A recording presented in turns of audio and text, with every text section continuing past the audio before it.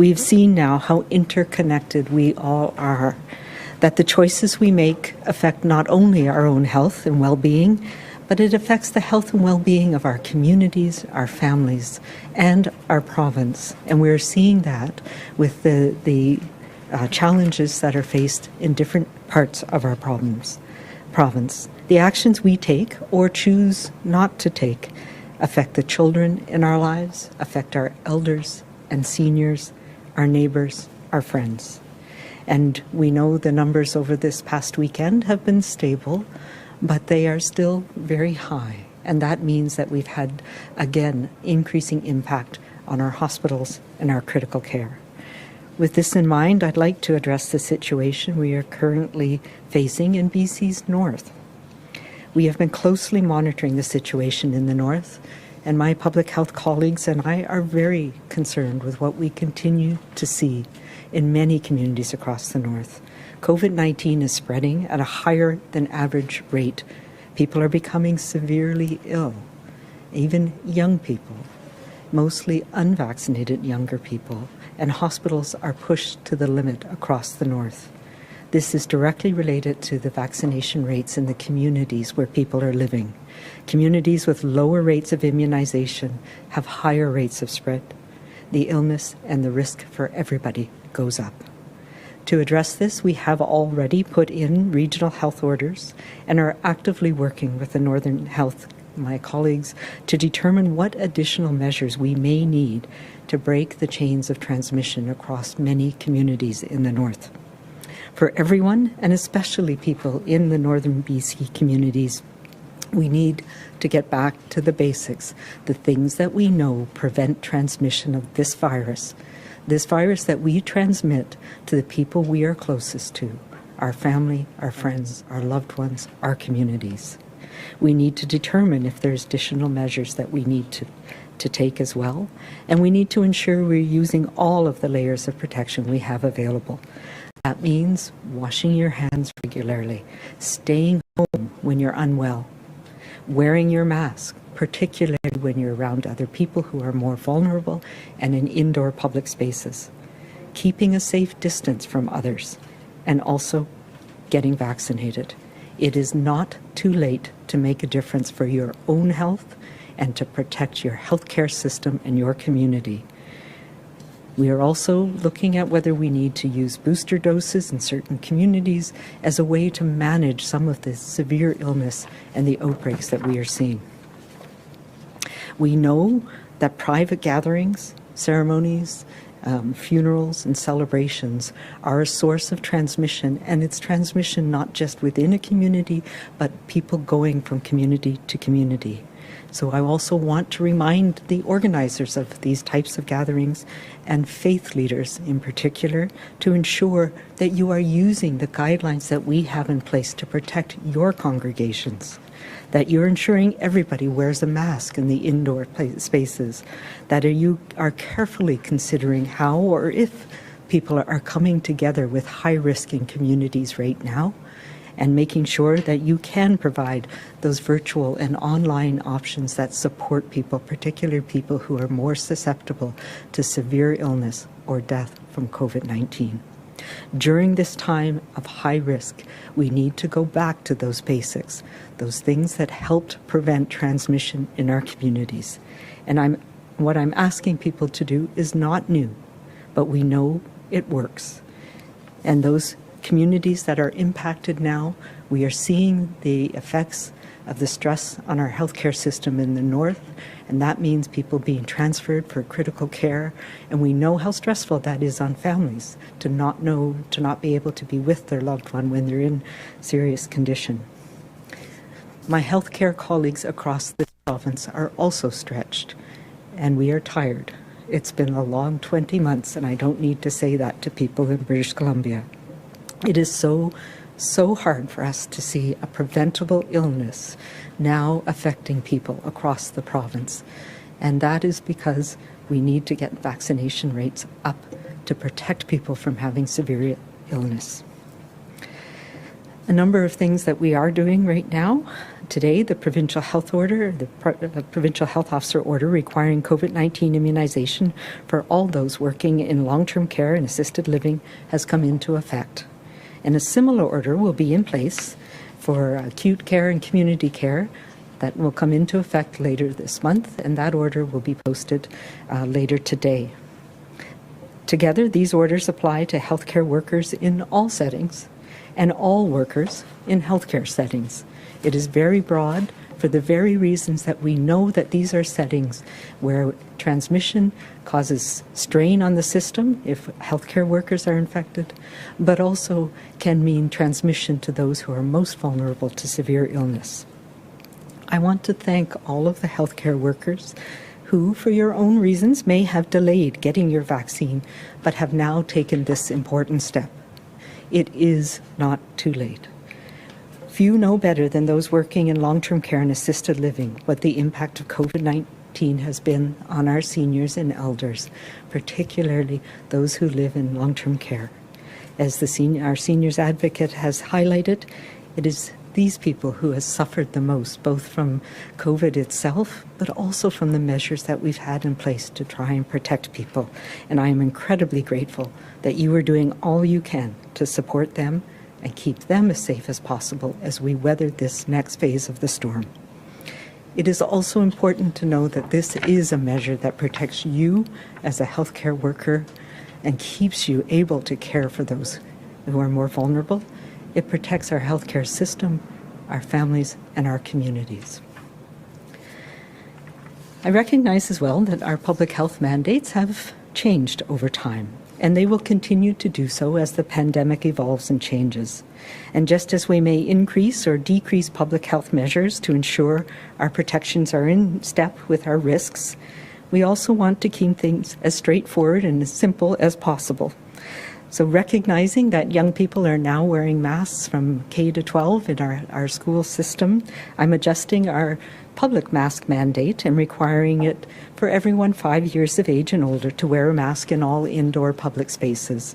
And that will be posted in the updated order today. For youth, whether taking the school bus or the city bus, the rules are the same.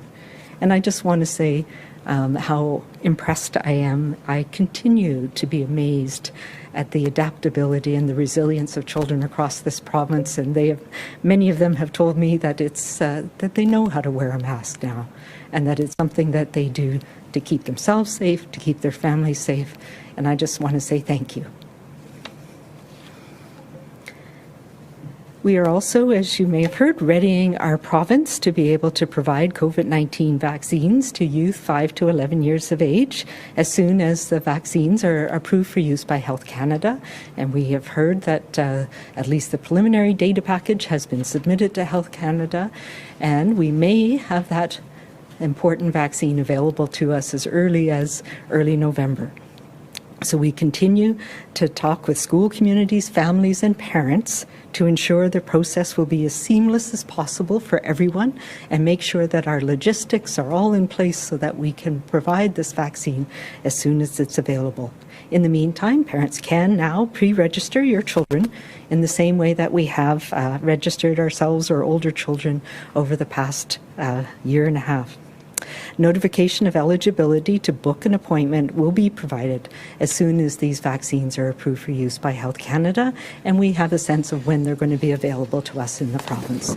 So we are continuing to do what we need to do to make sure we can roll out that program to protect younger children as soon as the vaccines are approved. I'm also very pleased to see more and more businesses across BC and across the country are bringing in vaccine requirements in their workplaces. And we know that this is something that will protect employees, will keep workplaces safe, and keep businesses functioning safely. So I encourage everyone to take this important step as well. The COVID-19 pandemic has evolved, and so have we. And we need to continue to evolve to deal with each new twist we are faced with. We will continue to be nimble in our approach and adjusting as needed as we continue to weather this storm together. Things have changed and will continue to change, and as many people may have heard, the U.S. has recently announced some changes to their upcoming requirements for travel to the U.S., and they have recognized AstraZeneca, which is an important step for, I know, many people in this province who receive that really important vaccine. I know they are also continuing to look at mix and match vaccines, as many countries around the world, the UK, France, Italy, ourselves, have used these important combinations. And the data that we presented here from BC and from across Canada shows how effective the mix and match combinations are.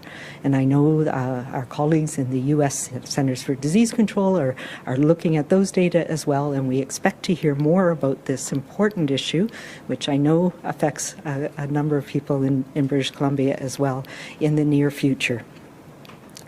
I also want to make sure that you know that we are also looking at whether third doses or booster doses are needed for populations in British Columbia. As you know, we've provided a third dose to complete the series for people who are immune compromised, as well as starting a booster dose for residents of long-term care. We are looking at other populations, and we'll be gathering that data and looking at how we might roll those out in the future. I want to assure everybody that we have enough vaccine for everyone, whether it's for someone in long-term care, for a first dose for children, or if and when a booster dose will be needed. As I've said before, we will weather this storm by all of us continuing to do our part and supporting each other along the way. And I think right now, after this weekend, it is particularly important for us to thank healthcare workers across this province. It has been a long, hard road, and we know that you are showing up every day and caring for people across the province who need the services that we have in our healthcare system. And I want to add my gratitude and thanks to our healthcare workers. We need to continue to do our part by following all of our layers of protection. We need to do this with resolve and determination, as we have been through this last 20 months, as well as our commitment to each other to get through this by being kind to each other, being calm and being safe, and getting vaccinated. Thank you.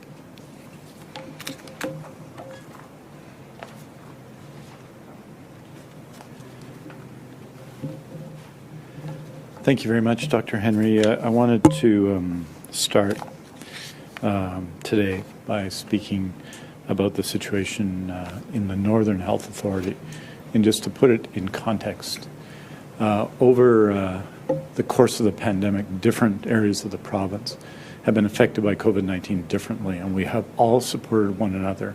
We've all been all in to support one another throughout the pandemic, and that continues to be the case. The situation in Northern Health Authority is extremely serious at the moment. I just want to lay it out with one set of facts. We have now transferred critical care patients. 55 critical care patients have been transferred from Northern Health to hospitals on Vancouver Island, in the Fraser Health Authority, and Vancouver Coastal Health. Of those 55, 43 are positive for COVID-19. 42 are not fully vaccinated. 42 not fully vaccinated people transferred in critical care. Over the Thanksgiving weekend, yesterday, Monday, Thanksgiving Monday, 4 people were transferred from Northern Health to either Vancouver Island or Metro Vancouver. On Sunday, 1, on Saturday, 5, on Friday, 4. That's 14 people transferred. I want to put in context these numbers in terms of the critical care beds that are in place for everyone in Northern Health, that usually, in fact, more than satisfy demand. They're in ordinary circumstances, pre-pandemic circumstances for critical care, although there are many challenges everywhere in our healthcare system. That is regularly the case. We have 40 critical care base beds in all of northern British Columbia. There are 42 patients with COVID-19 from the north in critical care, not just sick enough to be in hospital, but in critical care today in hospitals in the south. There are 23 further surge beds that have been added to our critical care capacity in the north. That makes 63. We have patients in those beds, in the base beds today, and obviously the pressure of hospitalization in all our hospitals, particularly in UHMBC, where our staff of doctors and nurses and health sciences professionals and healthcare workers are doing simply epic work to support people, dealing in particular with COVID-19. This is where we find ourselves today. 55 patients transferred. Over the weekend, over this Thanksgiving weekend, 14 patients flown from communities in the north, hundreds and hundreds of kilometers.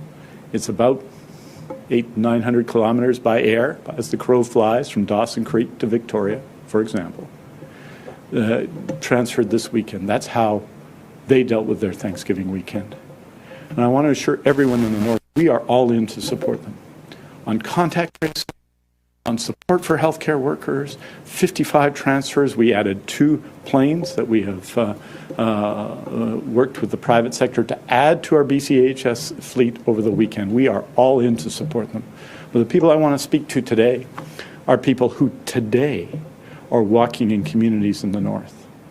Because the people in critical care right now, we're just going to provide them with the best care in the world and support their families and do whatever it takes to help them and help them get well from this vicious, nasty virus. But for those people walking around unvaccinated, who might be in those critical care beds in 2 or 3 weeks, I say to them, now is the time, surely.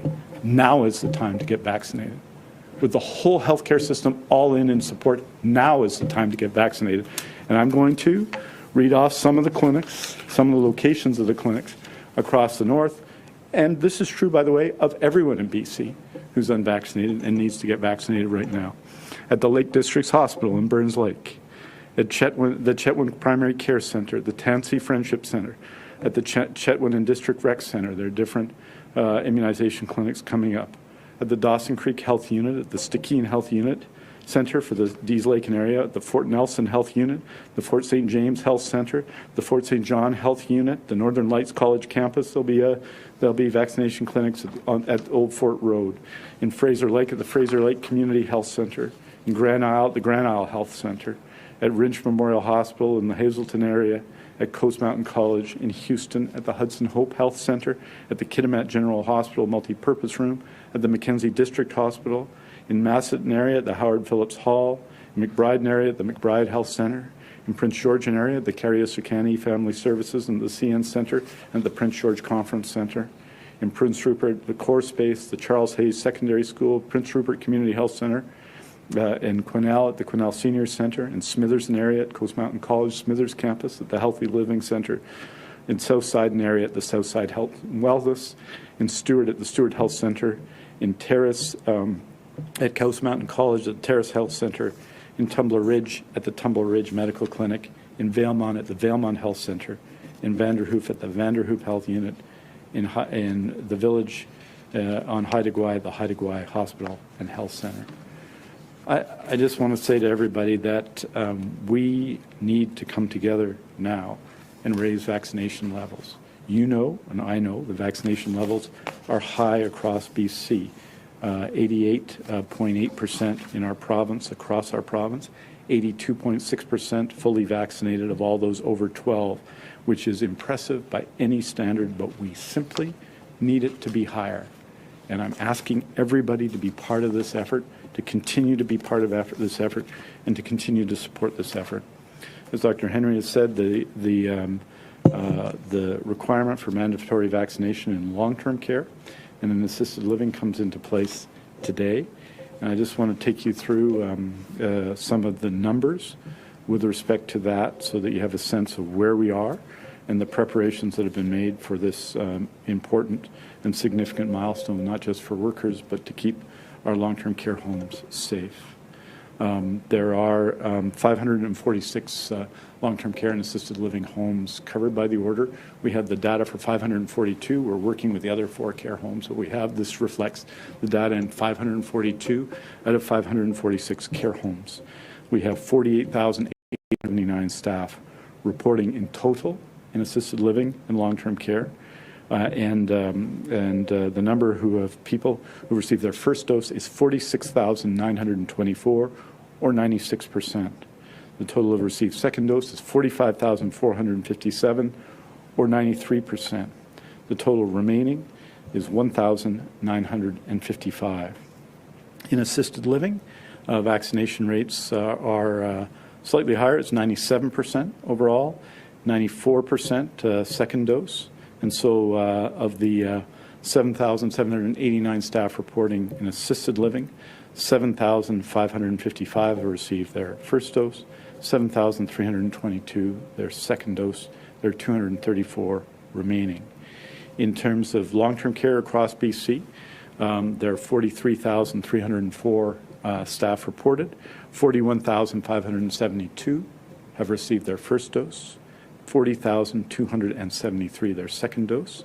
That leaves 1,732 in long-term care. So 1,732 in long-term care, 234 in assisted living. I think that we would say that what that tells us is that we've seen from the time when Dr. Henry put the order into effect to present a significant increase in vaccination rates in long-term care homes, which were over 90% at the time, just over 90%, and are now over 96% across long-term care and assisted living.